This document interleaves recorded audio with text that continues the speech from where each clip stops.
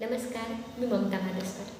चला आज आपण जाणून घेऊयात कापूर आरतीबद्दल. कापुराची आरती तर आपण नेहमीच करतो, पण तुम्हाला माहीत आहे का या कापुराच्या आरतीचा अर्थ काय किंवा ही आरती का करावी? चला तर मग सांगते. कापुराची आरती म्हणजे महादेवाचं केलेलं सुंदर वर्णन आहे. कर्पूर गौरम करुणावतारम, म्हणजे जो कापुरासारखा शुभ्र पांढरा आहे आणि जो करुणेचा सागर आहे, जो दयाळू आहे.